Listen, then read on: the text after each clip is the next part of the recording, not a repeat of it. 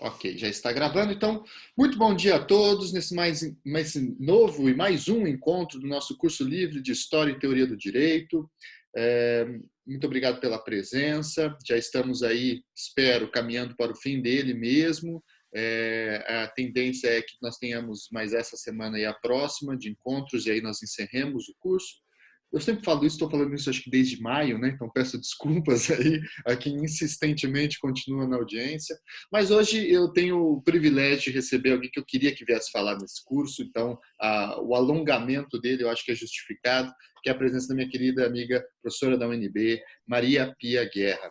Ela vai falar um pouquinho com a gente sobre a história da administração pública e da modernização do direito nos anos 30 e 40, que é a área de pesquisa mais recente dela. Vamos falar sobre alguns autores, personagens, o que nós temos aí de um legado, vamos dizer, do governo Vargas, das reformas dos anos 30 e 40, em alguma medida até hoje, no nosso direito público.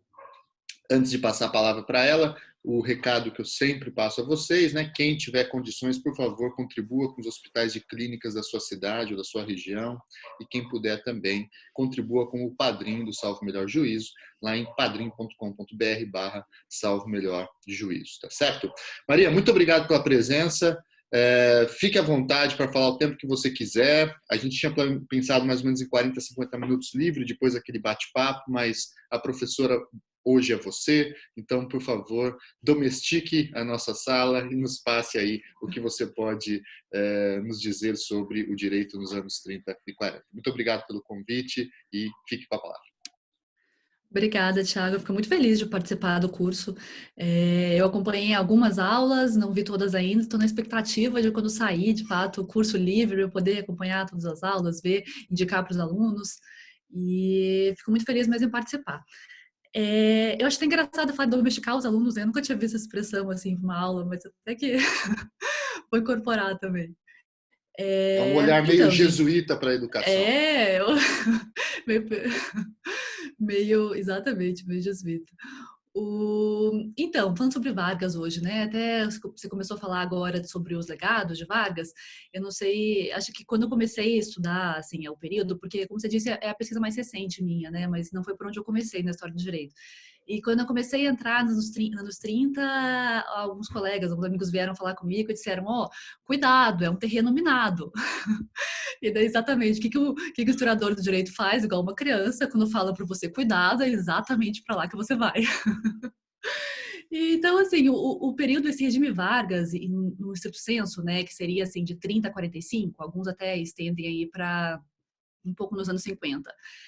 É um período complexo, né? Ele é cheio de fases, ambiguidades, é muitos atores, ele tem muita parte ainda, muitos elementos do regime anterior, da Primeira República, mas também já tem elementos novos, e ele gera, assim, realmente é um terreno minado, tanto no debate público mais amplo, né? Esses dias atrás eu vi uma grande polêmica sobre Vargas no Twitter, e é impressionante, assim, é um dos poucos temas que realmente, historiográficos, né? Um dos poucos temas de história que realmente mobilizam as pessoas, assim, você tem defensores e opositores de Vargas ainda hoje, mostrando, assim, que o getulismo no século XX, ele é um dos marcos fundamentais, né, de posição e oposição.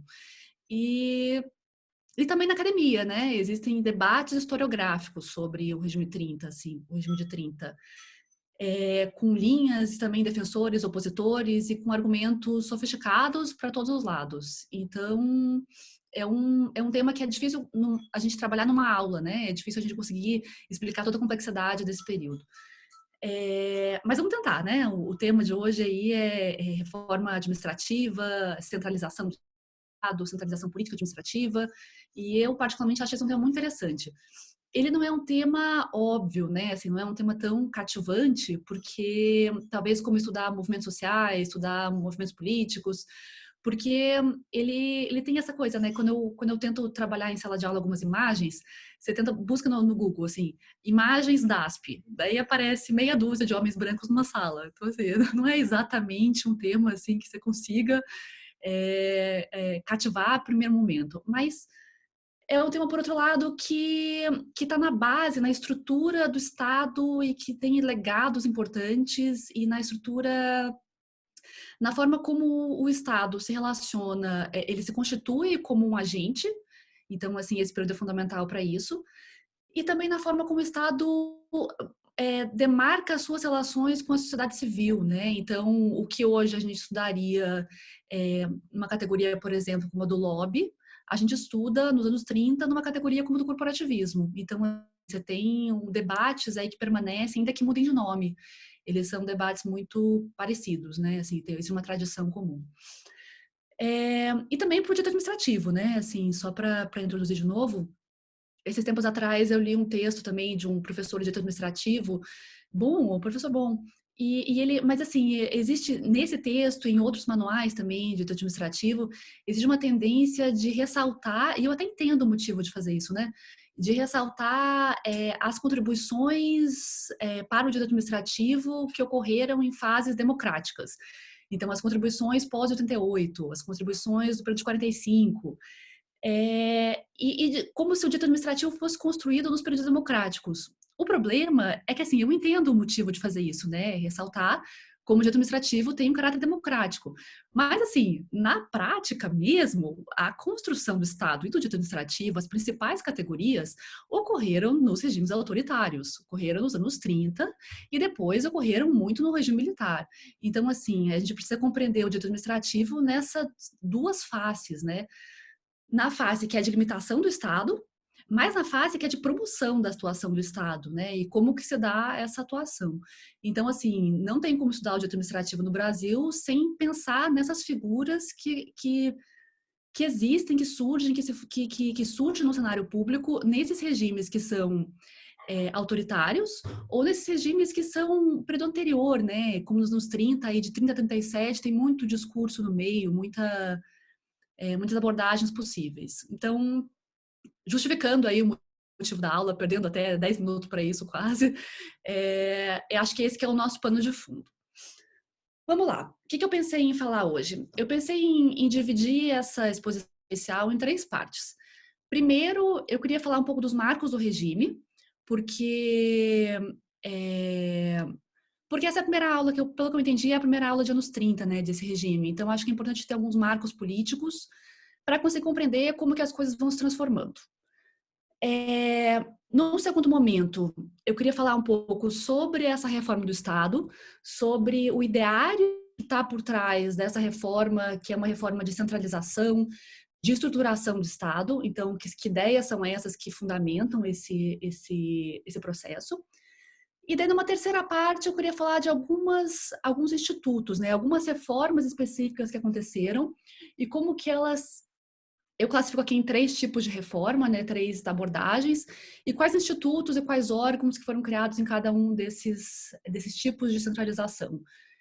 Primeiro, uma centralização regional política, depois uma centralização ou descentralização administrativa, e daí alguns órgãos que tentam reformular a base social do Estado, né? Que também é uma discussão do corporativismo que é bem interessante. Certo? Vamos lá, então. Deixa eu abrir aqui.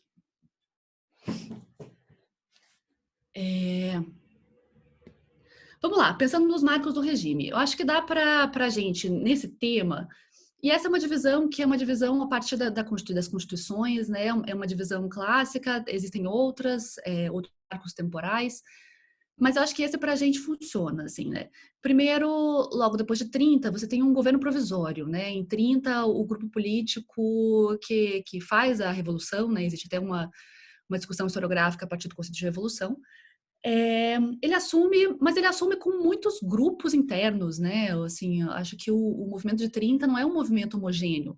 Então, você tem lideranças dissidentes da Primeira República, então você tem pessoas formadas naquele regime político, naquele modelo político da Primeira República, e dissidentes, né, que perderam por algum motivo. Você tem, ao mesmo tempo, movimentos nacionalistas, pessoas que já estavam nessa tradição que começou nos anos 10, muito a partir do Alberto Torres, e tem uma pesquisa do Thiago, ele pode falar melhor do que eu sobre isso, que começavam a pensar a nacionalização, uma crítica à Constituição Federal de 1891, ao modelo federalista. Existe um movimento tenentista mais claro, assim, né, militar e contrário às oligarquias, de muita rejeição ao período anterior, mas que estava nesse ideário tenentista mesmo, que permanece, e que vai permanecer ao longo dos anos 30 aí até o final da década, quando algumas reformas do exército modificam o cenário. E você tem ainda liberais daquele período, talvez opositores, né, mas são herdeiros de uma tradição liberal que não rejeitam completamente, mas que são dá para chamar de um liberalismo antipopular, né? Então você tem vários grupos que não estão exatamente junto com Vargas, mas estão ali em alguns órgãos de governo. Então, nesse período de governo provisório, que vai de 30 a 34, você tem essa tentativa de negociação, né, de conflito entre esses diversos atores, e em algum momento isso não dá certo, né? Assim, essa primeira etapa, que é uma etapa de redução da autonomia dos estados, de controle do orçamento, de interventorias, de intervenção mesmo nos estados, isso gera conflito interno, né? E em 32 existe uma revolta paulista, uma revolta que eles chamam de constitucionalista, mas para tentar aí reverter algumas das metas de centralização. Isso vai gerar, eles conseguem, existe uma demanda para constitucionalização, e em 34, 35, 33, 34, existe uma Assembleia Nacional Constituinte que gera a Constituição aí de 1934. A partir daí, a gente pode falar de um governo constitucional, né, que é um governo que que tem uma Constituição elaborada numa Assembleia Constituinte, que é uma Constituição que centraliza o poder do Estado, mas que é uma Constituição corporativista, com elementos de direito social, mas que não agrada completamente o governo Vargas, né? Então é uma Constituição que ela é rejeitada pelo presidente da época. Esse governo constitucional, ele também é um governo que tem conflitos internos, né? Acho que eu estou fazendo barulho aqui, deixa eu fechar a porta só um pouquinho, gente.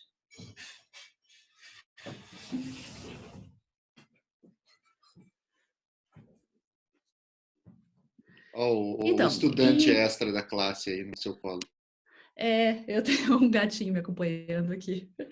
Ele só dorme e ele agora parece um cachorro, ele só quer ficar no colo, nunca vi. Um gato carente. Então, em 35 existe um levante comunista, né? O movimento ANL, ela acha que o Brasil está pronto para uma revolta comunista e tenta fazer essa revolta, só que ela não dá certo, né? Ela se concentra em 3 cidades e ela é rapidamente debelada. O negócio é que, mesmo tendo sido debelada, ela permanece no regime com uma ameaça, né? Como um fantasma comunista, como um perigo comunista. E é esse perigo que em muito justifica depois. Tem um processo aí, né? Tem um plano Cohen, que é um plano fraudado, tem uma lei de segurança nacional, um tribunal de segurança nacional, tem uma preparação para o regime autoritário. Mas em 37 existe de fato um golpe de Estado, um golpe dentro desse movimento, e Vargas fecha o regime e você começa um Estado novo, né? Isso bem simplificadamente, só para a gente entender essas etapas. Esse regime, ele produz uma Constituição, que é a Constituição Federal de 37, que é uma Constituição autoritária, que reforça os elementos que já vieram de 30, de centralização do Estado, mas que acrescenta mais elementos autoritários, né? De fechamento do Congresso, de alteração realmente do regime político. É interessante quando a gente pensa os juristas. Eu já peguei muitos textos juristas que interpretam o autoritarismo nesse período, à época, como se o governo ditatorial fosse o governo provisório. Isso acontece em vários juristas. Por quê? Porque não tinha Constituição, não tinha a estrutura jurídica, né? E daí o Estado Novo seria um regime constitucional e o governo provisório seria um regime ditatorial. Então, assim, a gente tem que perceber isso para entender a leitura da época que se fazia, né? Bom, tendo esses marcos, governo provisório, governo constitucional e Estado Novo, a gente pode pensar o que significou essa mudança mais geral de centralização política e estatal.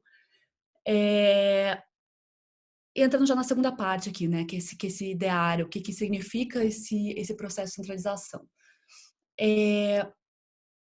Acho que a primeira coisa para entender esse ideário é a gente pensar o seguinte, que existem, assim, 2 histórias que caminham juntas, né?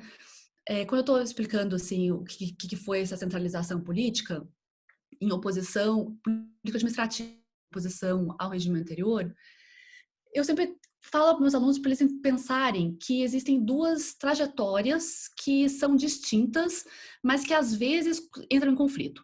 Então, por um lado, existe esse processo de racionalização administrativa, de construção do Estado como organização, ele é insular, né, como uma criação do Estado como agente, o Estado como organização própria, que a gente pode reduzir, resumir nesse conceito de racionalização. E existe, por outro lado, o trajeto do Estado como forma política, como um processo de trajetórias democráticas, trajetórias que tentam organizar politicamente a sociedade. Essas duas trajetórias, elas nem sempre andam juntas, elas nem sempre entram em conflito, elas são meio paralelas. Mas, de vez em quando, esses dois processos, eles convergem, ou eles entram em conflito, ou eles convergem de alguma forma. Então, para dar um exemplo, as Forças Armadas. As Forças Armadas, elas têm um processo de racionalização e de organização interno. Então, chegou um momento da história que as Forças Armadas começaram a querer se profissionalizar, querer se constituir como um órgão de Estado. Então, daí você tem reforma de carreira, de entrada, para criar, de fato, esse corpo interno, né, esse espírito de corpo. É um processo de racionalização, de organização interna. Nem sempre esse processo vira um tema, um assunto político. Nem sempre ele se torna um problema político. De vez em quando, porém, as Forças Armadas, enquanto constituição desse órgão, enquanto corpo administrativo, se torna um problema político. Então, quando que aconteceu isso? Aconteceu com os tenentes, essa reforma administrativa convergiu para um problema político, para uma questão política. Aconteceu com os sargentos, em 63. Aconteceu durante o regime militar. E hoje em dia existe um retorno, né, dessa questão, dessa tematização. Então, esses dois processos de racionalização, às vezes, eles convergem. Nos anos 30, é um exemplo de convergência, ou de conflito. Então, esse tema da racionalização do Estado se torna um tema político. Então, você começa a desenvolver modelos políticos de organização da sociedade com base nessa construção aqui de Estado, de organização administrativa.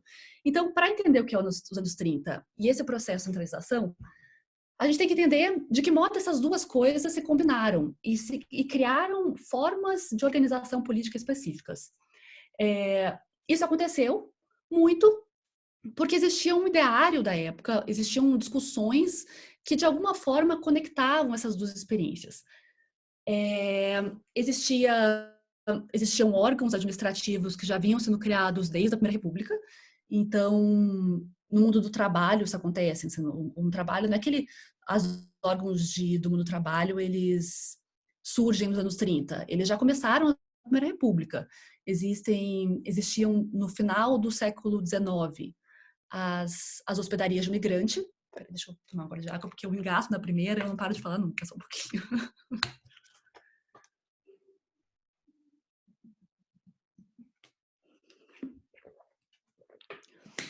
Isso acontece nas minhas aulas também. Eu engato e de vez em quando os alunos me falam, professora, calma. Para, respira. Beba água então, a gente também não né? consegue nem... Exatamente, eu tenho que parar, eu tenho que me colocar marcos de pausa, assim, senão eu esqueço até de respirar. Eu vou embora e engato. Empolgou. Empolga. Eu começo a falar, começo a andar, então daí já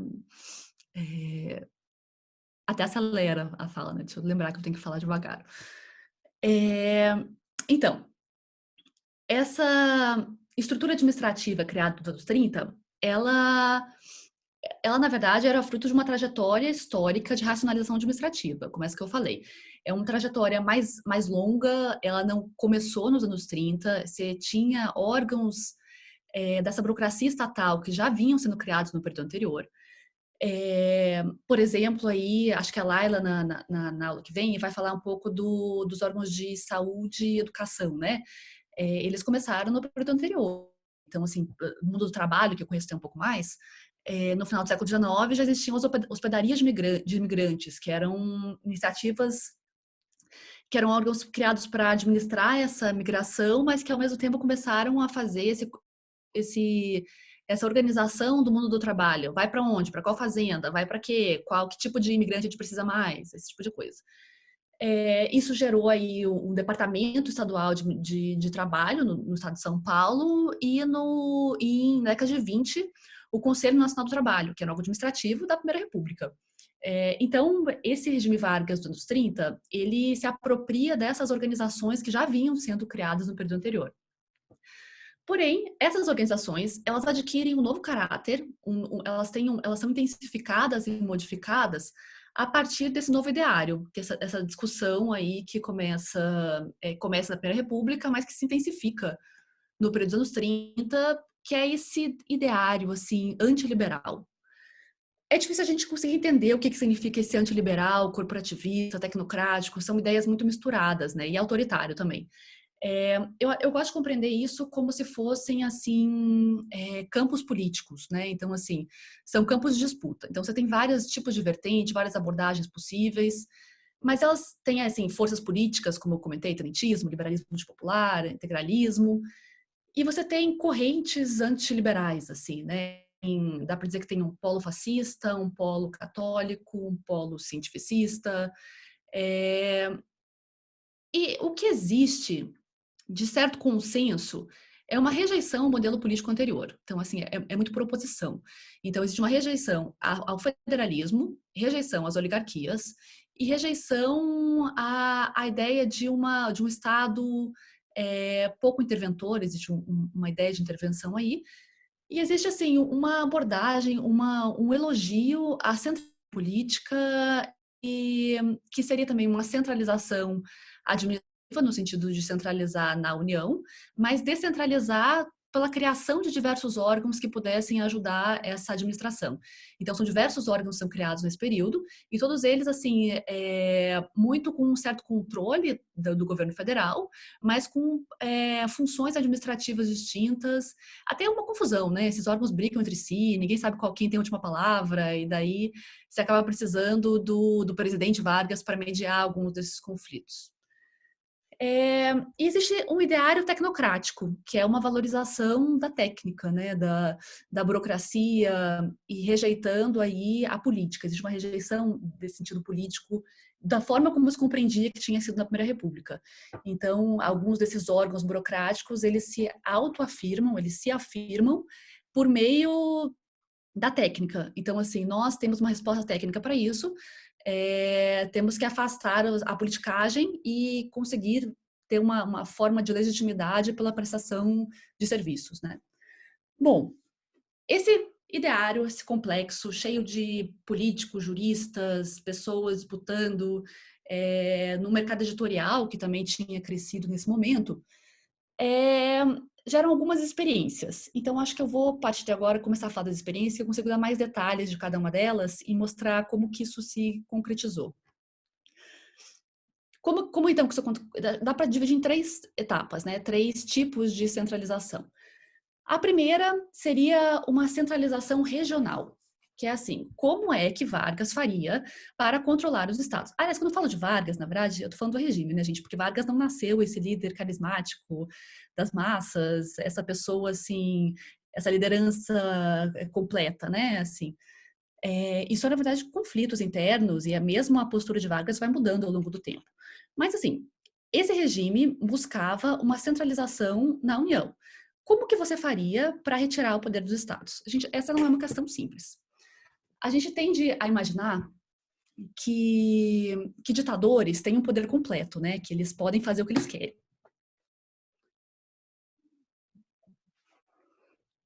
Porque você vira um ditador, todo mundo tem que te obedecer. Essa é a ideia que a gente tem na cabeça, né? Então, ditadores na imagem, no imaginário social, eles são pessoas super poderosas que podem tudo. Porém, na prática, as coisas não são assim, porque as pessoas continuam tendo o poder que existia antes, né? Os grupos de elite regional que existiam antes, eles não perdem o poder completamente, né? De uma hora para outra. Então, mesmo ditadores e mesmo, assim, e principalmente, aliás, grupos autoritários, eles têm que negociar. Isso não é uma coisa que a gente pensa, né? Até o regime militar, a gente pensar, as Forças Armadas faziam o que queriam. Não faziam o que queriam. Se fizesse o que queriam, tinham fechado o Congresso, né? Por que o Congresso permaneceu? Por que você mantém eleições? Porque você precisa ter uma forma de mediar conflitos. Acho que é isso. O autoritarismo, ele não extingue conflito. Ele muda, ele canaliza como você resolve conflitos. Então, a democracia tem conflitos e resolve de uma certa forma. O autoritarismo tem conflito e resolve de outra. Então, assim, qual é a forma como você resolvia conflitos num regime que estava se tornando autoritário ou num regime autoritário? Uma das instituições criadas nesse momento que permitem essa mediação de conflitos foram as interventorias. Elas são experiências bem interessantes, assim, né? O professor Adriano Codato tem alguns estudos bem interessantes sobre isso, junto com o Walter Guedalin. A tese dele é a seguinte, que as interventorias eram as formas pelas quais o regime Vargas conseguiu, ele, por um lado, controlava os estados. Então, o que era isso? Você destitui a ideia de presidente eleito do estado, ou governador eleito, mas na época era chamada presidente, e você destitui e você nomeia uma pessoa específica. Agora, quem que você vai nomear? Você vai nomear um cara seu ou você vai nomear um cara que seja mais consenso naqueles grupos regionais? Você vai nomear um cara que é novo ou um cara mais habilidoso, mais antigo? Como é que você faz para conseguir que essas interventorias, ao mesmo tempo, elas controlem aqueles grupos políticos anteriores, então elas consigam dissolver aquelas oligarquias, do modo como você pensava, mas, ao mesmo tempo, isso não era suficiente. Porque, de novo, como eu disse, o regime autoritário não é todo poderoso, ele precisa de base de apoio. Então, você precisa negociar com aqueles grupos que estavam ali antes. Então, as interventorias não é um jogo de soma zero, né, como o Kodato fala, não é uma forma de você simplesmente tirar os grupos anteriores. É uma forma de você captar novos apoiadores.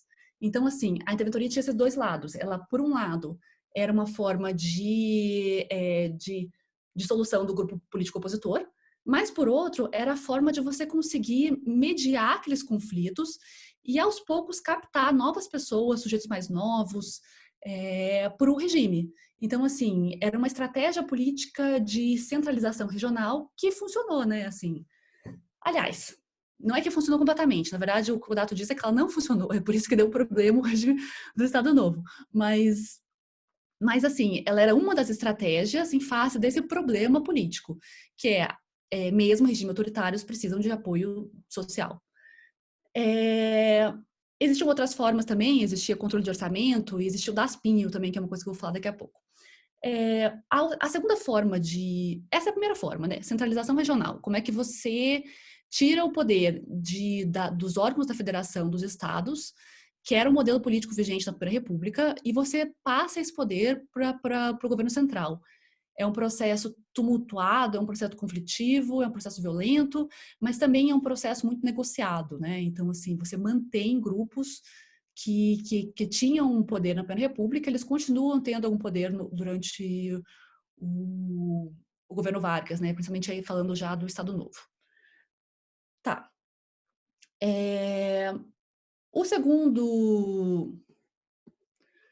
A segunda forma de reforma mesmo do Estado, de centralização, é não a centralização regional, não é essa que busca tirar poder dos órgãos da federação, mas aquela que busca concentrar nesse ideário tecnocrático, né? Nessa ideia do Estado como um prestador, aliás, prestador de serviço público não era bem a lógica da época, mas um Estado que faz, né? Que atua, um Estado agente, promotor de mudanças, de modernização. Acho que mais do que serviço público à época se pensava no Estado promotor dessa modernização. E, para isso, de novo, também você tem uma criação de diversos órgãos no Estado Nacional. Eu acho que o mais importante deles é o DASP, que é o Departamento de Administração... Eu sempre falo DASP, eu gosto de Serviço qualquer. Público. Exatamente. Departamento de Administração e Serviço Público. Esses sujeitos do DASP, na verdade, eles formavam, assim, uma elite burocrática. Então, é muito interessante, né? Eles tinham uma revista, que é a Revista do Serviço Público. E se você consulta as revistas, assim, elas estão aqui... Aliás, a vantagem de morar em Brasília é que a gente tem acesso à biblioteca do Senado da Câmara, né? Isso é maravilhoso. O arquivo do STF, arquivo da Câmara e do Senado estão aqui. Então, estava eu lá consultando as revistas, e você começa a ler, e assim, tem personagens que depois vão ficar muito famosos. Então, o Celso Furtado escrevia naquela revista já, eu peguei artigo dele. E ao mesmo tempo existiam juristas que escreviam, então são aqueles juristas burocráticos do DASP, já vou falar um pouquinho sobre isso. E existia, assim, uma tentativa de criar um grupo, né? Assim, então, criar um grupo de pessoas que, por meio da técnica da modernização do Estado, reformam o Estado e levam a sociedade, o Brasil, para a modernização. Eles foram para os Estados Unidos, faziam cursos lá, criavam essa revista para comunicação interna. Então, para criar essa ideia desse espírito de corpo, né, desses agentes burocráticos que não são da politicagem. Então, assim, esses sujeitos tinham muito claro esse ideário tecnocrático. E o DASP, de fato, ele fez várias reformas muito interessantes, né? O foco deles, pela revista, pelo menos, era, assim, carreira de servidor público, né? O modo como você faz seleção e salário e remuneração. Porque, pensem, existiam formas de remuneração que não eram que é a remuneração por serviço. Isso desorganizava aí o serviço público. Aliás, a ideia de você ter uma remuneração para servidor é algo que vem assim para você constituir o Estado de uma forma profissional, né? Não ser para você tentar tirar a politicagem compreendido da época. E isso é até interessante ver que isso é uma coisa mundial, né? Assim, eles tinham um intercâmbio com alguns órgãos dos Estados Unidos. É, por quê? Porque também naquela época, lá nos Estados Unidos, na Argentina, em diversos países, existia essa discussão de como que você... Eu esqueci a expressão agora disso, mas como que você constitui a profissionalização do Estado, né? Então, assim, controle de orçamento, controle de planejamento, controle de carreira, organização, diminuir o clientelismo. Então, eles tinham essa preocupação. Acontece que eles também eram meia dúzia de pessoas, né? Assim, era pouca gente, né, que estava nesse órgão. Então, a resposta foi assim, até o que resultou disso foi um certo insulamento burocrático. Quer dizer o quê? Esses órgãos, eles se fechavam, né? O DASP ele era fechado internamente nesses agentes, então tinha pouca intervenção privada, pouca negociação, talvez, no sentido de mexer na estrutura interna do DASP, porém ele não tinha braços tão longos assim, né? Então, assim, você conseguia até um certo ponto, mas isso não acabou com o clientelismo no Brasil. Então, era uma estratégia da época, né? A gente protege esse órgão e o resto não deu, né? O resto deixa para o clientelismo, que também o regime não tem condições de fazer tudo.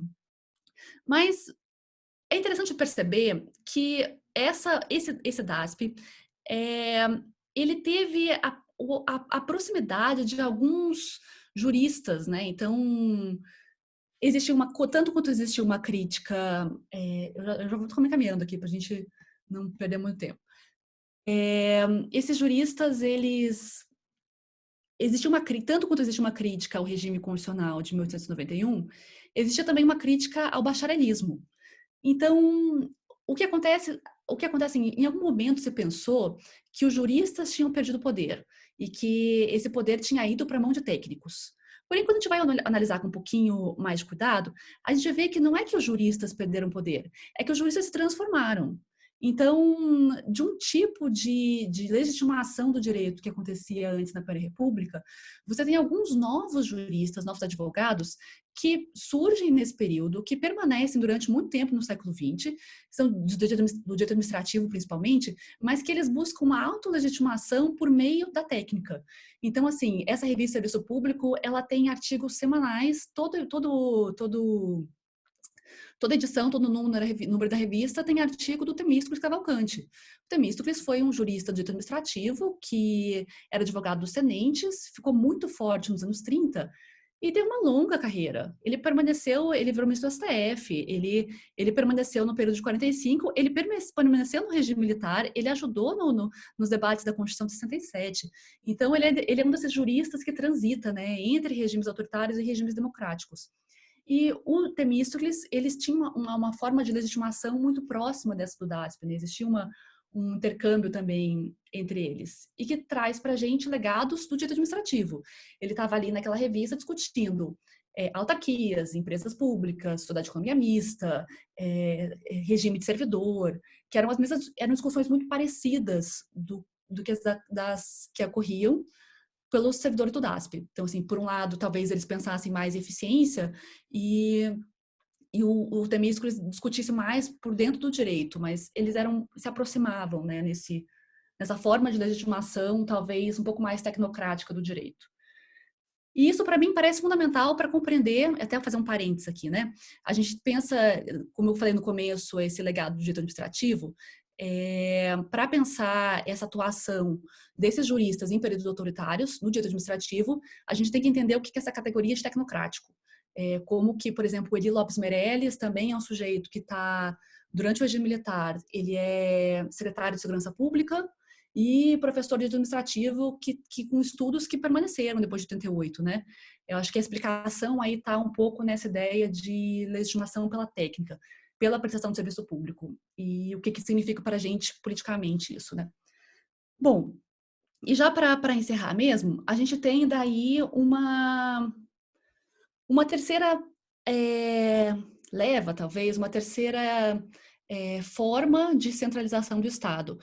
Junto com a regional, com essa administrativa, existe uma que também é administrativa, mas que tem um outro sentido, que é o sentido de ampliação da base social, né, que é algo que eu comentei já há pouco. Alguns desses órgãos, perdi o... Alguns desses órgãos, eles vinham muito fortemente na tradição do corporativismo. Então, o corporativismo, ele é uma parte desse ideário que se tornou muito presente, muito forte no período.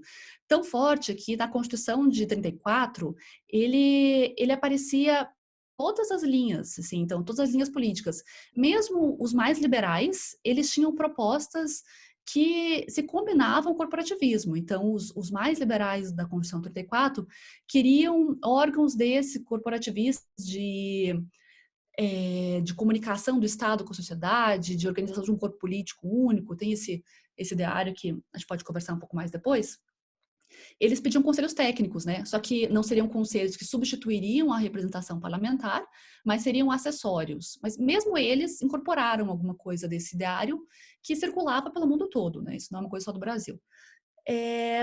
Então, essa experiência corporativista, ela legou alguns órgãos aí para a constituição de uma base social de apoio. Essa base social, por um lado, principalmente no Estado Novo, ela tinha um aspecto de propaganda. Então, aí você tem a criação de um órgão administrativo puro, mais ou menos, tal como o DASP, existiu o DIP, que é o Departamento de Imprensa e Propaganda. Mas existiam órgãos, e daí é essa base social a que eu me refiro agora, que era para canalizar os interesses privados para dentro do Estado.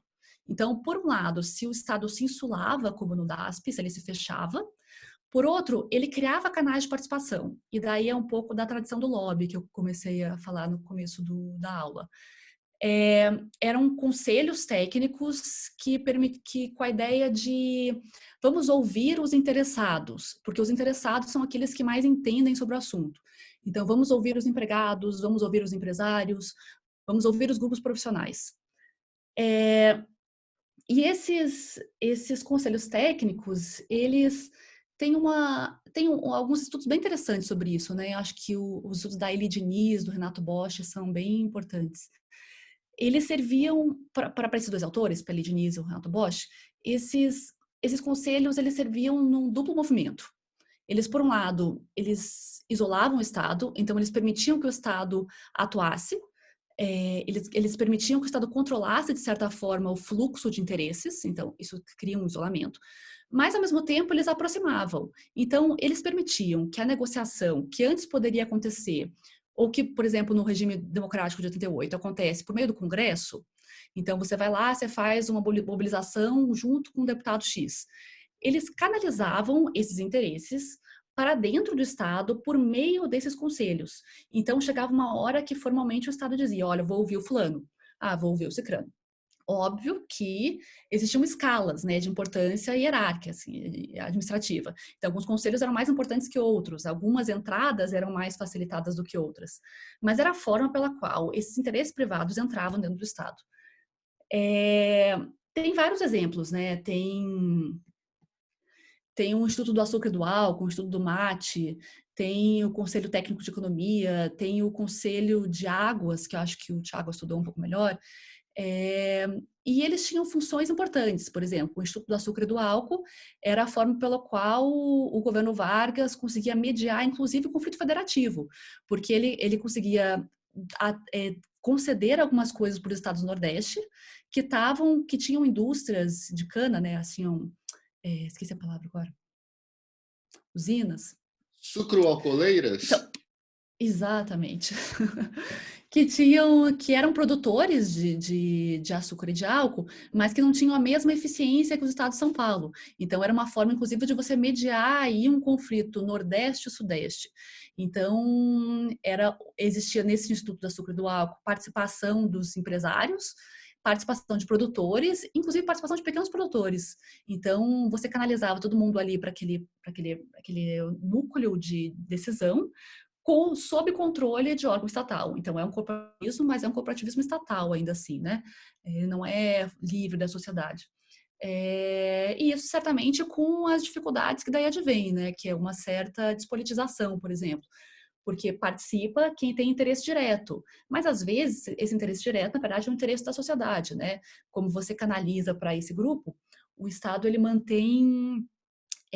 mantém-se como estruturador dos canais. Então, essa é a forma também pela qual ele consegue centralizar, jogar para dentro dele aquelas dinâmicas que seriam dinâmicas puramente privadas. Tiago, passei uns minutinhos, mas acho que fico por aqui. Assim, agora a gente pode conversar um pouquinho mais sobre o que significa isso. Eu queria falar um pouco do Conselho Nacional do Trabalho também. Falei de tudo, mas não foi da minha pesquisa. Mas isso aí Perfeito. também daria uma outra conversa. Perfeito, perfeito. Vou inclusive pedir ao pessoal que está aí na audiência façam as perguntas, porque eu acho que a aula da Maria Pia foi bem clara, então até dificulta fazer algumas perguntas que não. O que eu tinha planejado de pergunta você já meio que respondeu. Eu ia perguntar qual é que é a história do Roosevelt nessa história da administrativa, você já falou que teve as conexões. Inclusive, existiram missões, né, Maria? De pessoas que foram aos Estados Unidos estudar administração pública lá, que é uma coisa que não é tão falado, mas eram missões oficiais do Estado, o que então já complexifica um pouco as interpretações mais grosseiras dos anos 30 e dos anos 40 no Brasil, como uma espécie de protofascismo ou filofascismo, como se o que nos influenciasse de fato fossem as discussões alemãs, italianas, né? Não que não tenham influenciado, mas a gente tem que colocar outras tantas coisas nessa equação, né? Como os Estados Unidos, como a Argentina, como o Chile, ou até uns fascismos diferentões, né? Como a Romênia, como o salazarismo, né? O Manoilesco, por exemplo, é um dos grandes nomes do pensamento corporativista nos anos 30, né? Foi traduzido para o português pelo Azevedo Amaral, que é um dos autores autoritários e que trabalha no governo nesse contexto, né? Está envolvido com o período Vargas, enfim. Tem muita coisa para a gente conversar, né? Um dos pontos que eu queria que você falasse um pouco mais, Maria, porque me interessa especialmente, esse diagnóstico que você faz e que eu também já tinha feito, e aí é por isso que eu acho que era legal de trocar umas figurinhas, de que é preciso destacar que não é porque regimes são autoritários que eles não possuem racionalidade administrativa. Inclusive, é justamente o contrário, por vezes, do que acontece. Regimes autoritários tendem a ser até mais racionalistas, até excessivamente, por vezes, racionalistas e tecnocráticos, a ponto de perder a humanidade, né? Perder valores mais humanos. Mas esses processos, então, de racionalização da administração pública e reorganização da administração pública criam, na verdade, uma longa duração no nosso país, né? Se a gente pensar que nos anos 30 você tem a nacionalização do subsolo, não é pouco isso, né? Você falar que toda a reserva mineral está sob domínio da União agora e não é mais o regime de acessão, ou seja, o dono da propriedade, o dono da mina, né? Isso já é um ponto importante. Existe uma outra coisa nos anos 30 que tem a ver com a administração pública que eu sempre acho muito curioso e que indica um pouco o contexto de mudanças que está se passando, que é a nacionalização do espaço aéreo, né? Obviamente, nos anos 30 não havia lá essa discussão, né? De quem é dono do ar, né? Quem é dono do espaço aéreo. Quando os aviões começam a se popularizar, e você começa a ter rotas comerciais, é preciso ordenar e organizar. A administração pública tem que entrar nisso também. Há, inclusive, a discussão de um código aéreo, que não chega a sair do papel, né? Mas é colocado. Então, esses anos 30 são realmente muito fecundos. Você tem uma infinidade de codificações, né? Código Florestal, Código de Águas, Código de Minas, Código Penal, Código Processual Penal, Código Processual Civil, a CLT posteriormente, enfim. Você tem toda uma reformulação, e você tem decretos-lei muito importantes, inclusive, se não me engano, um que está até hoje vigente, que é o decreto de desapropriação por interesse público, né? Loasses, meu querido Loasses, professor de Direito Administrativo que está aí nos acompanhando, me confirma isso, mas acho que é de 41 ou 42 esse decreto. Então, o que eu queria que você falasse um pouquinho para a gente é o quão pesada é a herança autoritária em todo o direito público brasileiro. Eu sei que é uma pergunta ampla, que poderia ser uma tese de doutorado, ou Meu doutorado Deus, como é que própria, responde né? isso? Mas, assim, como é que você enxerga isso? Se, por vezes, a gente tem que começar a enxergar o direito público fora da chave democracia, autoritarismo, e enxergar ele por outras lentes, né? Como que você vê essa longa duração que a gente tem? Porque me parece que a Constituição de 34 é a arquitetura original da Constituição de 37, depois da de 46 também, depois na de 67 também, e depois na de 88 também. Mudam direitos, mudam, mas se você pega a parte de administração pública exclusivamente, você tem alterações, mas são alterações pequenas se comparadas com o que a de 34 fez com a de 1891. Enfim, como é que você vê essa longa duração? E aí o Loasses falou corretamente aí, o Decreto-Lei 3365 de 41, que também do governo Vargas, desapropriação por utilidade e necessidade pública, continua vigente. Vamos lá, Maria. Tiago, eu não sei como é que eu vou responder isso. Na verdade, eu não tenho resposta para isso ainda, porque é exatamente isso que eu estou tentando entender nas últimas pesquisas. Assim, eu ainda não Exato. consegui solver o enigma. Mas assim, Pensar até eventualmente um conceito como Estado de Direito Autoritário, né? Que é uma coisa que parece um contrassenso em si. eu acho difícil entender isso, assim. Eu estou tentando. Então, eu vou anunciar algumas pistas provisórias de coisas que eu estou tentando escrever, assim. Vamos ver se sai em algum momento isso. Aí, existe tanto processo de escrita ao mesmo tempo, né? Que eu tenho vários e quero ver eu dar conta de todos eles ao longo da vida. Mas vamos lá. Pela pergunta um pouco mais fácil no começo, e acho que ela ajuda a responder a mais difícil. Existe um intercâmbio muito forte, muito claro dos juristas do período e dos juristas dos publicistas, né, desses juristas administrativistas e dessa elite burocrática do DASP com os Estados Unidos. Eu vejo isso é bem forte, é mais do que Aliás, os advogados e os juristas da Primeira República continuam se referindo à França, mas esses que estão trazendo novidade dos anos 30, eles se referem aos Estados Unidos. Os textos do Temístocles nessa revista Serviço Público são todos analisando jurisprudência super recente à época da Suprema Corte dos Estados Unidos. Então, assim, Da eles época do estavam... New Deal, né? Que é um momento Exatamente. de revolução jurisprudencial, quando surge o conceito de ativismo judicial nos Estados Unidos, inclusive. Exatamente. Woodrow Wilson na parte da administração pública e também os que se seguiram ao Woodrow Wilson depois da administração pública e para o New Deal, Roosevelt, muito forte para os juristas e para os administradores. E eu até fiquei, alguns textos temísticos, eu ficava olhando, nossa, mas como é que ele teve acesso a essa decisão? Acabou de sair para ele, né? E ele estava acompanhando, assim, muito atualizado, com as experiências, por exemplo, como da Tennessee Valley Authority, que era uma experiência nova, administrativa, que era ele era uma autarquia, mas na verdade uma autarquia que tinha funções de desenvolvimento regional. Que misturava atividades normativas, competência normativa, competência legislativa. Tipo Então, a ele estava assim... Fundação Brasil Central, que o João Lins Alberto foi o presidente, que foi a empresa pública, barra autarquia, na verdade é uma autarquia, que fez a Marcha para o Oeste, né? Também tinha essas características. Isso, exatamente. Eles estavam observando isso para tentar formular o regime jurídico brasileiro da administração direta e indireta, que permanece depois, né? Então, eles estavam formulando nesse momento qual que é o regime jurídico da autarquia, qual é o regime jurídico da empresa pública, sociedade de economia mista, dessas atividades, dessas empresas, né?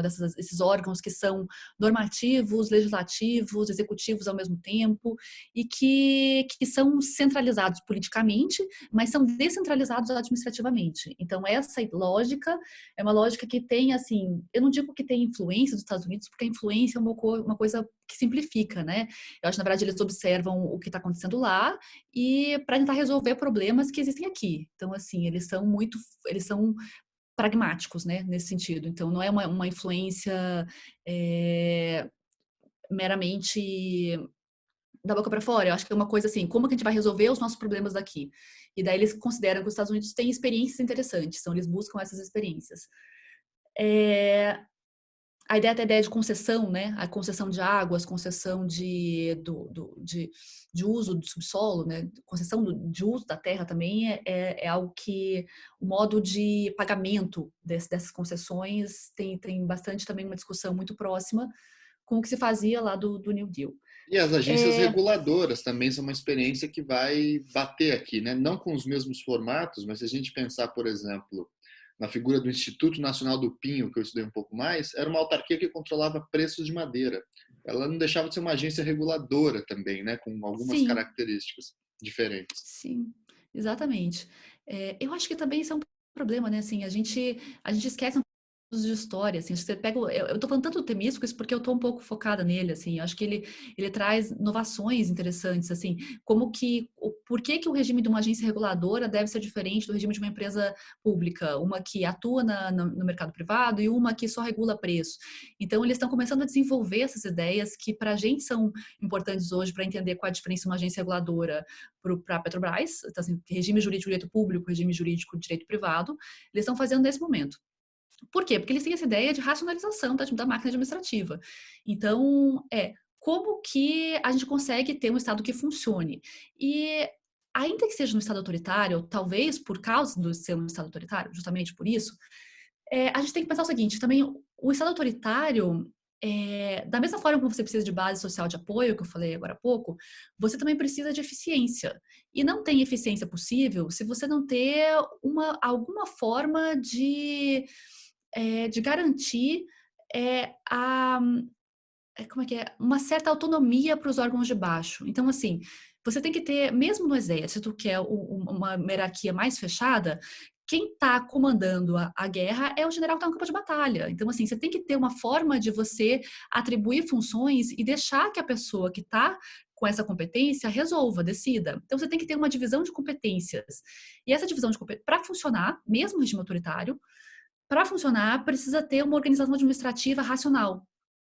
Então, não tem como você ter um Estado complexo, como esse que surge no século XX, autoritário, se ele não tiver uma descentralização administrativa, se ele não tiver uma forma de organização que funcione. Então, esses juristas, eles estão preocupados com isso. Eles não estão, assim, a dificuldade é a gente entender, assim, aonde que está o autoritarismo deles, né? Assim, você fica buscando, aonde que se identifica, como é que você diferencia o que é autoritário e o que não é. Com, assim, com dilemas, né, que a gente tem, assim, enigmas, como que, por exemplo, o mandado de segurança, que é essa forma como as pessoas privadas, esse mecanismo processual que as pessoas têm para se defender contra um ato do Estado. Então, assim, como é que você se defende judicialmente de um ato arbitrário do Estado? Você tem um mandado de segurança. Esse mandado de segurança foi criado durante esse período. Então, assim, como não tinha mais o habeas corpus tão solto como tinha sido usado na Primeira República, eles criam esse mecanismo nos anos 30. Então, assim, se você está pensando que um Estado autoritário ele pode mandar e desmandar, não faz sentido mandar de segurança. E se você pensar, por exemplo, Eli Lopes, um dos livros mais famosos do Eli Lopes na ditadura militar, foi justamente o uso do mandado de segurança. Então, esses juristas eles estão preocupados numa estruturação do Estado que seja uma estruturação eficiente. E isso, inclusive, não pode prescindir de mecanismos de limitação do Estado. Então, a organização e a limitação caminham juntas. Eu acho que a explicação que eu vi que mais fez sentido para mim foi a da... o livro dela está por aqui em algum lugar. Da Sônia Drive, Rumos e Metamorfoses. Ela diz o seguinte, que o projeto de Vargas, ele precisava centralizar, ele precisava organizar de modo eficiente esses serviços, serviço de economia, de planejamento, e um dos serviços que você precisava organizar era da resolução de conflitos. Então, assim, o Estado autoritário, ele precisa de mecanismos de resolução de conflitos. Então, precisa de um judiciário que funcione minimamente. Precisa de um conselho técnico que, de fato, consiga fazer com que as pessoas negociem lá dentro. Então, ele precisa criar canais de resolução canais aceitáveis de resolução de conflito. Então, o mandato de segurança, essas formas de limitação, eles caminham nisso. Para o Estado autoritário funcionar, ele tem que ser minimamente eficiente. A questão para a gente é assim, então aonde que está o autoritarismo aí, né? Se você vai ter mecanismos... E esses juristas defendiam o judiciário, o Castro Nunes, o Temístocles, eles defendiam as decisões judiciais contra as decisões de Vargas, e muitas vezes quando a decisão de Vargas era uma decisão que não tinha racionalidade. Então, assim, interessante, né? Eu já peguei várias decisões do STF, não muitas, né? Mas algumas, dizendo você teve aqui um ato arbitrário de demissão ou de nomeação clientelista, esse ato é inválido. Então, assim, você tem uma... Que é mais ou menos o que os autores do administrativo dizem hoje, que o administrativo democrático é diferente do autoritário por causa disso. E daí, quando você vai no regime autoritário e você vê isso acontecendo, você pensa, então, o que é, né? Onde que está o autoritarismo? Eu acho que tem algumas suspeitas, assim, talvez exista nesse um uso... Talvez a gente precise se preocupar, assim, quando que isso não funciona, né? Assim, quando que existe uma seletividade e que você tem uma razão política que passa por cima de uma razão jurídica, né? Quando que existe um uso, um equilíbrio do abuso, né? Qual é o equilíbrio do abuso? Como é que ele se dá nos dois momentos? Quando que existe um abuso democrático, quando que existe um abuso autoritário, e a partir daí a gente consegue talvez traçar diferenças. Eu estava pensando aqui, Maria, que eu acho que eu passo pelas mesmas, digamos, questões e inquietações que você apresentou quando você fala assim, onde é que está o autoritarismo aqui, né? Não me resta dúvida que os anos 30 e os anos 40 foram de governos autoritários. Se você pegar o Estado Novo, isso é explícito de 35 para frente, desde a intentona, quando é estado de sítio, cria lá o Tribunal de Segurança Nacional, também já é ditadura. Ainda está no regime da Constituição 34, mas já é ditadura em vários aspectos. Agora, tem um outro ponto importante, que quando a gente vê isso e a gente interpreta esse evento, por vezes se esquece de lembrar, e você estudou a Primeira República e pode me ajudar a construir esse argumento, de que, sob certos aspectos, a Primeira República era, na verdade, uma federação de ditaduras, né? Porque os estados eram ditaduras na prática, porque os presidentes de estado mandavam na polícia, reprimiam a oposição, não permitiam surgir, mas tinha o sistema da degola, da fraude eleitoral. Então, assim, às vezes se cria assim, os anos 30, os anos 40 foram anos autoritários. E quando se cria essa frase, é uma frase verdadeira, mas que oculta por vezes, ou dá uma falsa impressão de que antes não era. Quando me parece que antes era autoritário, só que era um autoritarismo descentralizado, que é mais assustador ainda, né? Que é um autoritarismo descentralizado, porque cada estado era uma ditadura em si só, que como eu gosto de brincar, se reunia no Congresso como um grande consórcio de ditadores que ficavam dialogando lá, puxando mais vantagens para o seu próprio estado, sem um projeto nacional. Então, quando se fala que há um processo de centralização, esse processo de centralização do Estado tem que ser lido como um processo de autoritarismo, eu tenho receio. Por quê? Porque se você fosse um personagem, tivesse vivo nos anos 20, ativo politicamente, você veria e entraria num coro que estava à esquerda e à direita, de que a superação do verdadeiro autoritarismo, que é o das oligarquias, seria um esforço de centralização do Estado, aumento do poder da União contra as oligarquias e criação de mecanismos de expulsão da politicagem, da politicalha, da politicorreia. Aí vem todos aqueles termos que se usa lá dos tenentes, que vem da verve do Rui Barbosa e assim por diante. Então eu sempre acho isso muito interessante, e eu falo isso porque eu enfrentei isso quando tive que ler o Alberto Torres, e aí você pega lá a turma do Bolívar Lamonier e outros, vocês falam, não, esse aí é o pai do autoritarismo brasileiro, porque ele é o primeiro autoritário. Aí você fala, mas por que ele é o primeiro autoritário? Porque ele defendia uma centralização da União contra as oligarquias. Poxa, mas isso para mim... Eu reconheço que se você lê hoje o anteprojeto dele, o projeto de revisão constitucional, de fato, você vê elementos que hoje não seriam tão democráticos.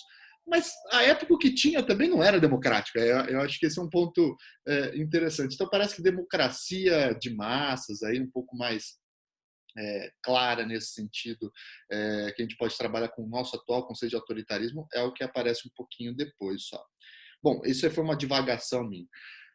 A outra que eu queria fazer, pergunta para você, Maria, é uma pergunta clássica também sobre a historiografia nesse contexto, aí depois eu vou para a pergunta aqui do nosso querido Loassis, que está no chat, que é, você vê os anos 30 como um ano de muita ruptura mesmo, ou você vê uma forte continuidade?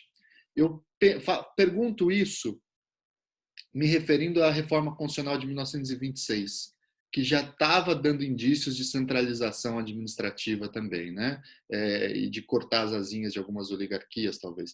Queria que você que estudou também esse período aí da Primeira República, quando você olha de perto, você vê que os anos 30 de fato foi uma ruptura profunda ou as continuidades, por vezes, são mais intensas do que a gente gosta de ver? Eu sempre lembro que Getúlio Vargas foi ministro da Fazenda, não é qualquer ministrinho, não, ministro da Fazenda do Washington Luiz, né?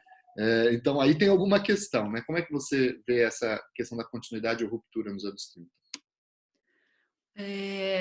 São questões difíceis, são as melhores, né? Essas, assim. Inclusive essa do comentário que você fez agora do que é o autoritarismo aí, né?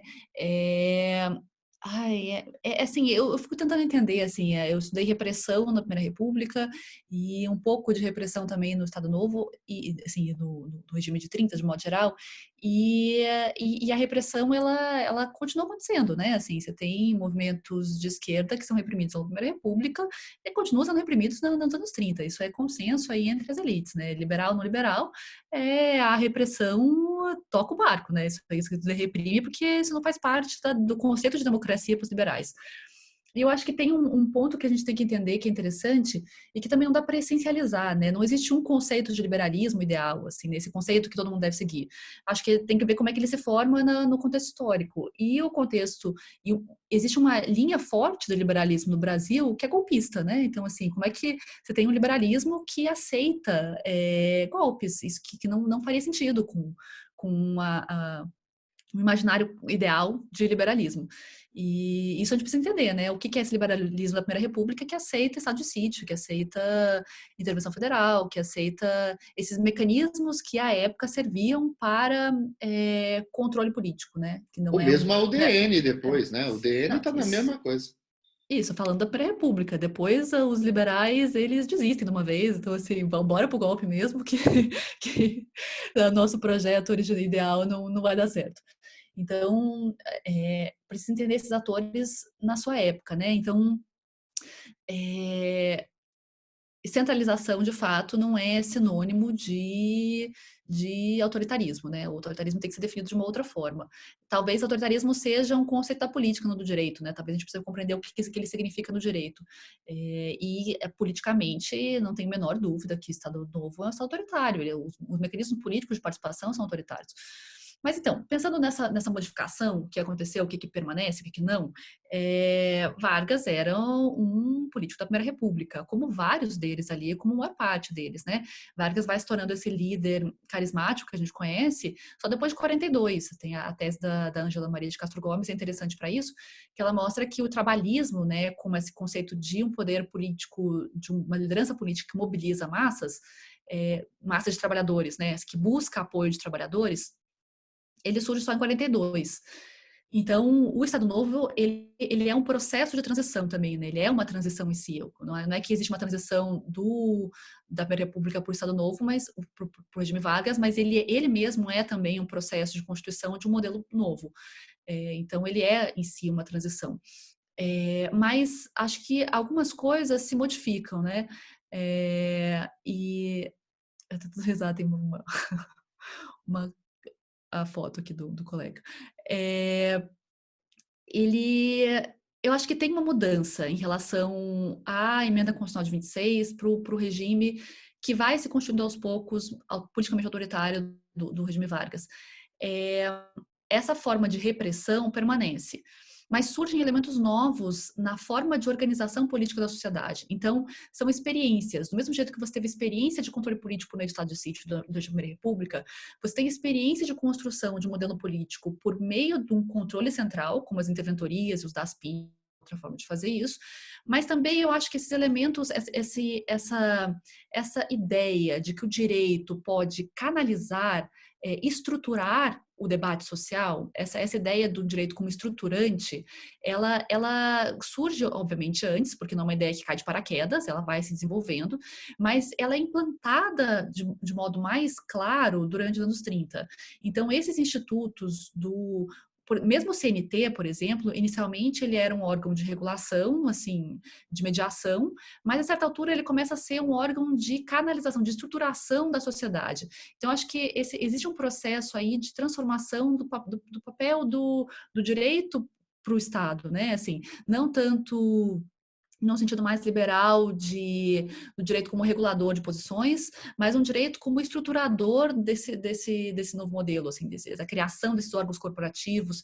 E essa ideia de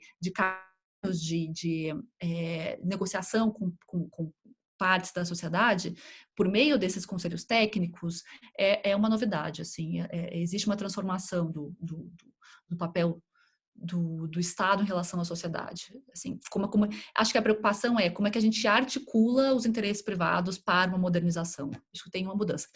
Não necessariamente isso é autoritário, isso pode ser um modelo corporativista, né? E corporativista, ele pode ser um corporativismo social, pode ser um corporativismo estatal. Você tem a Alemanha, tem um modelo corporativista. Isso não é necessariamente algo ruim, mas é algo que na época se juntava com um modelo de controle social e um ideário autoritário. Então, isso tinha esse elemento. Muito bem, muito bem. Pessoal que estiver na audiência e quiser fazer suas últimas perguntas, essa é a hora, hein? Vamos lá, pergunta do meu querido Luaces. Aula espetacular. Professora, o direito administrativo brasileiro pode ser compreendido como o ramo do direito indispensável para legitimar, formar e transformar as estruturas burocráticas nacionais decididos de forma prática no âmbito político? A lógica da relação entre Estado e direito administrativo do século XIX, trabalhada pelo Walter, se repete nesse período do século XX. A tentativa de isolamento técnico do direito administrativo em relação à política é um engodo, delírio ou falta de informação histórica? Enfim, essa discussão que eu também acho interessante, em que medida o direito administrativo constitui uma arte de criação do Estado Nacional, né? Que se afasta ou busca formalmente se afastar da política. Olha, outro enigma. Eu penso na figura do concurso público, por exemplo. O concurso público, se não me engano, ele é inventado, o regime que nós temos até hoje, nos anos 30, né, com o DASP. Né, o DASP que cria o regime de concursos públicos. Até então, se você quisesse trabalhar na prefeitura, você batia lá na frente e pedia emprego para o prefeito. Né? Agora, você tem essa alteração também. Né? Ou você pedia para o vereador ali, seu amigo, do líder de bairro, para pedir para fulaninho, para o prefeito conseguir te nomear. E aí você pega aquelas linhas de cartas que tem no CPDOC, de um pedindo favor para o outro, que é divertidíssimo, inclusive. É uma lógica, a ideia do concurso público vem disso, né? Vem desse ideário de que é um ideário tecnocrático, mas que tem assim, que não, quando a gente fala isso, não quer dizer que ele é de tudo ruim, né? Ou de tudo bom. Acho que a gente tem que entender que é complexo, né? Existe o Rosa Valon chama esse ideário tecnocrático de uma tentação. Ele diz que tem os seus elementos interessantes, mas que o risco é você achar que você se legitima politicamente só por isso, porque daí você fica uma política elitista. Eu acho que o direito administrativo ele caminha nessa corda bamba, né? Ele tem essa tentação de achar que a democracia se legitima só pela prestação de serviço público. E essa era a ideia do Temístocles, que é uma ideia muito forte hoje, né? Mas, ao mesmo tempo, quando a gente o risco é, por exemplo, nos anos 30, achar que você, por meio de um conselho técnico, você vai conseguir neutralizar o conflito. Então, o que acontece é que você esconde o conflito, você não neutraliza, né? E quando você esconde o conflito, você acaba privilegiando aquelas pessoas que têm mais entrada do que outras. Então, assim, a democracia ela traz um conflito aberto, o autoritarismo traz um conflito escondido. Então, acho que essa é uma diferença entre eles, né? Quando a gente se ressente de que a democracia é muito conflitiva, como é o autoritarismo, só que a diferença é que a gente está vendo o conflito. Isso, assim, a outra maneira é você esconder o conflito atrás dos bastidores, né? Assim, e daí só entra quem tem acesso aos bastidores. Eu acho que o direito administrativo, acho que é isso que tem me chamado a atenção, assim, ele, essa coisa da neutralidade, né, é, ela, e principalmente nos estudos de administrativo mais de cursinho, né, já que a gente está falando de concurso público, ele se apresenta com muita neutralidade, mas ele é, na verdade, um debate sobre o regime de Estado, né? A forma de Estado. Então, assim, eu acho que isso também é um problema do ensino, né? A gente ensina direito administrativo a partir das regras do Estado. Quando, na verdade, você tem, assim, os professores de administrativo, os manuais, que seja, eles partem de visões de mundo muito distintas, né? Então, assim, qual que é a visão de mundo? Por exemplo, você consegue diferenciar, assim, tem administrativistas mais liberais, outros menos, e isso aparece, em geral, nos primeiros capítulos do livro, o modo como eles apresentam quais são as funções do Estado. Talvez se a gente pensasse o administrativo mais claramente vinculado aos modelos de Estado, como ele aparece no dia a dia, né? Assim, você pega uma lei de concessão, o que está sendo discutido é isso, qual é o modelo de Estado, mas no ensino isso fica muito neutralizado.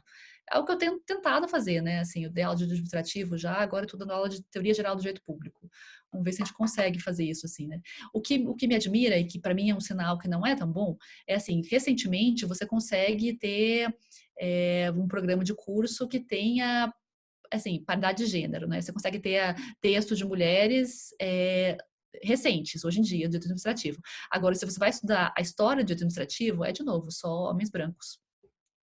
Daí que mostra, assim, que existe um insulamento, né? Talvez uma proteção aí.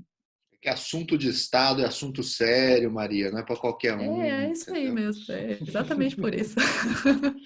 Maria, queria agradecer imensamente essa belíssima aula que você deu para a gente. E antes da gente passar para a parte final, eu queria só pedir sugestões de textos, se quiser fazer seu próprio jabá, seus livros, o que você tem vontade de divulgar. Enquanto você pensa, eu posso começar, para você já Claro. imaginando o que pode ser uma boa sugestão. Eu tenho 3 indicações, deixa eu até pegar 4, na verdade, deixa eu até pegar uma aqui atrás.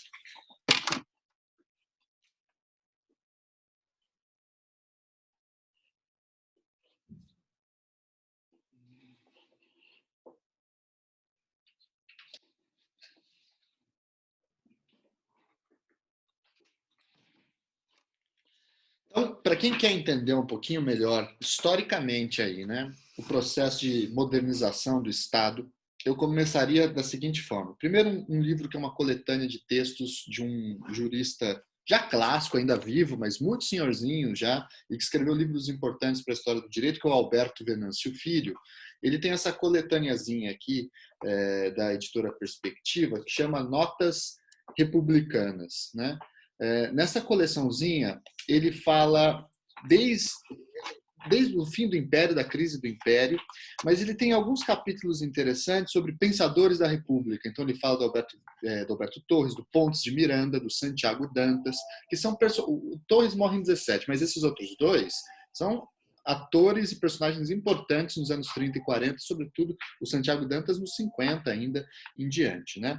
Ele também fala sobre o livro A Margem da História da República e o livro Problemas de Direito Corporativo do Oliveira Viana, que tem também toda a relação com esse contexto. Então esse é um textinho interessante para começar, né? Para apresentar alguns personagens, quais eram alguns debates do contexto, entre outras questões. Então essa é a minha primeira indicação.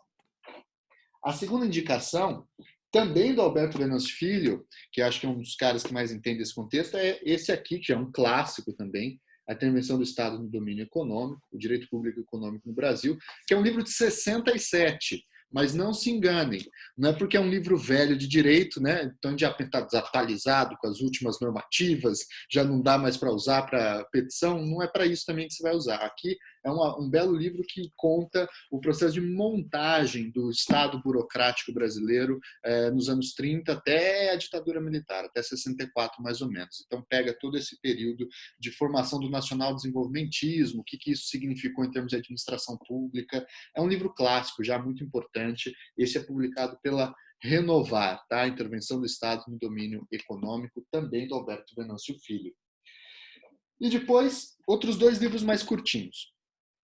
Um que eu gostei muito, que eu usei bastante na minha dissertação de mestrado, e é um livro de um sociólogo lá da FGV, do CPDOC, no Rio de Janeiro, um sujeito muito bom, jovem, que está despontando aí com muita qualidade, que é o João Marcelo Ellert Maia.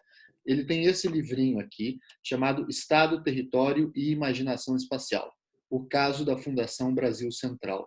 O João Marcelo, ele faz uma belíssima pesquisa sobre essa autarquia chamada FBC, Fundação Brasil Central, que foi responsável pelo processo de criação prática daquilo que ficou conhecido como a Marcha para o Oeste, né? Ou seja, a organização dos territórios para o interior do Brasil, criação de pistas de pouso, mapeamento de rios, esquadrinhamento de recursos naturais, e como que o Estado atuou nesse sentido, e qual que era, então, a ideologia, em alguma medida, por trás desse processo. É um livrinho curto, fácil, inclusive a parte introdutória dele é uma introdução muito boa de pensamento social para explicar como que se estuda pensamento social e práticas políticas ao mesmo tempo. Então é um livrinho que vale muito a pena mesmo. E para encerrar, um último livro, que é da Regina Horta Duarte, querida professora lá, titular da UFMG, chamado A Biologia Militante. Esse livro aqui é um exemplo, tá? Um exemplo de como os técnicos atuam na política, porque aqui ela estudou o lobby, vamos dizer assim, para usar o termo da Maria Pia, dos biólogos e dos botânicos para a criação das legislações de proteção à natureza nos anos 30 no Brasil, né? É um dos livros, tem outros que falam sobre isso também, mas esse aqui é especialmente interessante porque ela estuda os projetos programáticos, a construção desse argumento de que as ciências naturais devem substituir em alguns aspectos aquela política, um olhar mais criterioso. Então, é um texto que vale bastante a pena para se conhecer um exemplo, como disse, de um grupo técnico que atua dentro do Estado, né? Tem outros, mas aqui é especificamente dos biólogos, botânicos, historiadores naturais e outras expressões. Maria, diga lá. Tava aqui eu pensando, né? Eu tô tentando escrever alguma coisa sobre isso, vamos ver, vou tentar terminar agora essa quarentena. O difícil é conseguir trabalhar nessa quarentena, né? Mas a gente tá fazendo esforço aí, vamos ver se sai alguma coisa.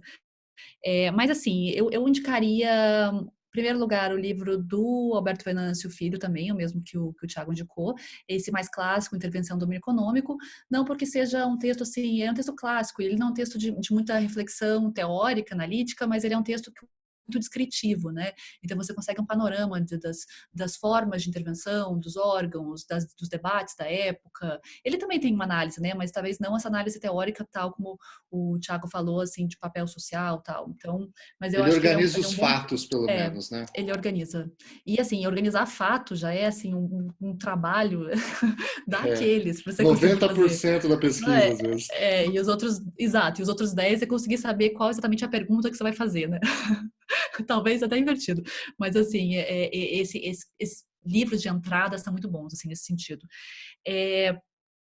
Ainda assim, eu tô sem os livros aqui, mas eu acho que eu indicaria com os autores, então. Para entender a formação desse período, talvez professores de ciência política, sociologia, não exatamente do direito, eu acho que anos 30 é importante dar uma olhada no Adriano Codato e também no texto que ele tem com o Walter. Eu acho que ele explica muito bem esse modelo político administrativo. Para entender corporativismo, eu daria uma olhada também na Ilha Diniz e do Renato Bosch. Eles têm textos bem interessantes sobre esse corporativismo dos conselhos técnicos, né? Não necessariamente corporativismo do regime do trabalho, né? O regime do trabalho, daí é a Ângela Maria de Castro Gomes. E anos 30 ainda, mais essa ideia de formação do Estado, eu acho que eu já falei aqui, mas a Sônia Draibe também é um clássico importante, né? Rumos e Metamorfoses. Do direito administrativo, então, já que o Thiago já falou alguns nomes aí, eu vou fazer uma propaganda do grupo de pesquisa nosso, né? Então, a gente tem no grupo Percursos, Narrativas e Fragmentos, que é o grupo de História Constitucional, História do Direito, que eu ajudo a coordenar na Universidade de Brasília. A gente tem alguns trabalhos ainda de pesquisas de orientandos, né? Pessoas aí que estão começando agora, dissertação, tese, e alguns deles trabalham com nomes juristas, né? Acho que essa pesquisa de juristas no Brasil é uma pesquisa que faz muito sentido, porque você consegue compreender essas complexidades, né? Esses intercâmbios, autoritarismo e democracia, intercâmbio de administrativo e universidade, né? Advogados e juízes e professores. E acho que faz muito sentido para entender essa complexidade do arranjo brasileiro. Que não é porque é um arranjo excepcional, não é jabuticaba, nada disso. É só porque é para a gente compreender a nossa história mesmo. Assim, os outros países passam pela mesma coisa.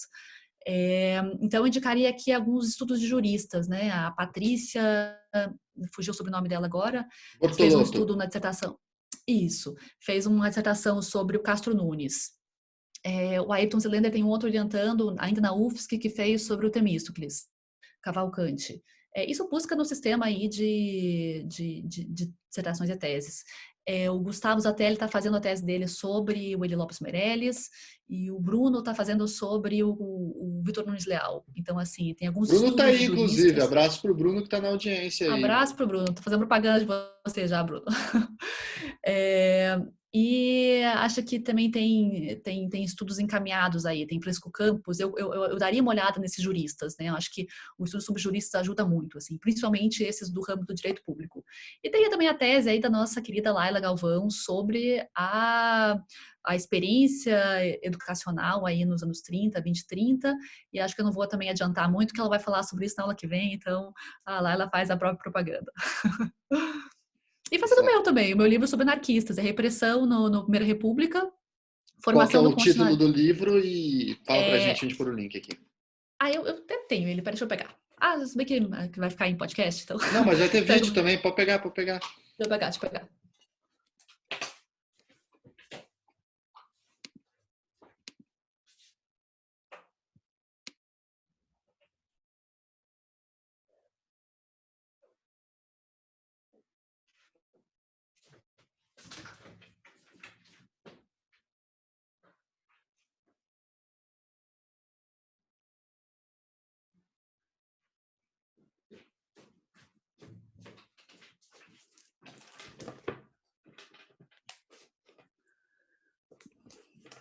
Esse aqui. Anarquistas, trabalhadores... Como que é? Isso. Anarquistas, trabalhadores e estrangeiros. O constitucionalismo brasileiro na Primeira República. Aqui eu tento entender como é que se formou um constitucionalismo próprio do Brasil, um constitucionalismo marcado pela prática constitucional, né, a prática política jurídica da Primeira República, a partir dessas iniciativas de repressão, né, então repressão aos grevistas, principalmente anarquistas, e ao mesmo tempo como que a reação também, como nesse conflito entre repressão e anarquistas, com participação e mobilização desses trabalhadores, se forma um tipo de constitucionalismo no Brasil, assim, que é social, também é um pouco de sítio, é um pouco misturado aí. Muito bem, muito bem, muito bem. Então, com essas palavras, eu queria agradecer imensamente a Maria Pia Guerra por essa presença e participação. Que venham outras, Maria, vou te importunar em outros momentos ainda, você fique aguardando. Agradeço também a audiência pela disponibilidade para mais esse encontro. E antes de encerrar, passar as palavras finais para você, Maria, o que você quiser falar, e aí a gente vai para o fim. Eu, na verdade, queria agradecer, gente. Eu queria convidar todos para pesquisar junto a História do Direito. É um campo em formação, não porque ele seja exatamente um campo novo, mas porque ele tem muita coisa para se pesquisar ainda. Então, assim, esse tipo de esse mato aberto, né, assim, da pesquisa do direito mesmo, da história do direito, eu acho que é enriquecedor, assim. Eu particularmente sou uma daquelas entusiastas, né? Então, vamos tentar, assim, refletir sobre todos esses enigmas que a gente começou a falar hoje, que a gente não tem exatamente a resposta, mas que ajudam demais a compreender o nosso contexto atual, contemporâneo, né? Queria agradecer a presença de todos, e agradecer inclusive os ouvintes, né, que depois vai ficar nessa aula, essa aula livre, e queria dizer que eu estou aberta para continuar a conversa, gente. Vamos continuar aí o debate. Obrigada. Muito bem, muito bem. Então, é isso mesmo, pessoal. A gente tem uma trilha aberta, um mato aberto aí na história do direito. Estamos muito longe do fim da picada. Então, vamos todo mundo, quem tiver interesse, trabalhar e pesquisar isso. Maria, muito obrigado. Obrigado pela audiência. A gente volta a conversar na sexta-feira com a nossa querida amiga Laila Galvão sobre constitucionalismo social, saúde e educação. Tá bom? Um abraço, gente. Até mais. Tchau, tchau.